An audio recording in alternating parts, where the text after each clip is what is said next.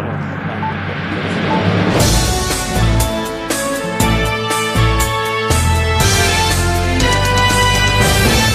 Swiss vision நேயர்களுக்கு இனிய காலை வணக்கம்.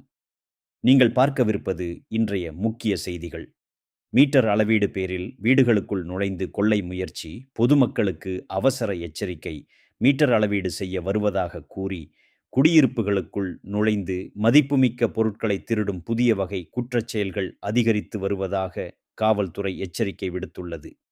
சமீபத்தில் ஒரு சம்பவத்தில் வயது முதிர்ந்த மூதாட்டியின் வீட்டிற்கு வந்த அடையாளம் தெரியாத நபர் ஒருவர் தன்னை மின்சார சேவை ஊழியர் என அறிமுகப்படுத்தி மீட்டர் பரிசோதனை செய்ய வேண்டும் என கூறியுள்ளார். பின்னர் அவர் வலுக்கட்டாயமாக வீட்டுக்குள் நுழைந்து சந்தேகத்திற்கிடமான கருவியை பயன்படுத்தி அறைகளில் தேடுதல் நடத்தியதாக தெரிவிக்கப்பட்டுள்ளது. மூதாட்டி உடனடியாக சந்தேகித்து சத்தமிட்டு அந்த நபரை வெளியேற்றியதால் பெரும் சேதம் தவிர்க்கப்பட்டது. இதுபோன்ற முறையில் நடைபெறும் குற்றங்கள் தற்போது அதிகரித்து வருவதாக அதிகாரிகள் தெரிவிக்கின்றனர். பல இடங்களில் சுமார் 30க்கும் மேற்பட்ட சம்பவங்கள் பதிவு செய்யப்பட்டுள்ளன. பெரும்பாலான பாதிக்கப்பட்டவர்கள் முதியவர்கள் என்றும், தனியாக வசிப்பவர்களே அதிகம் இலக்காகின்றனர் என்றும் கூறப்படுகிறது.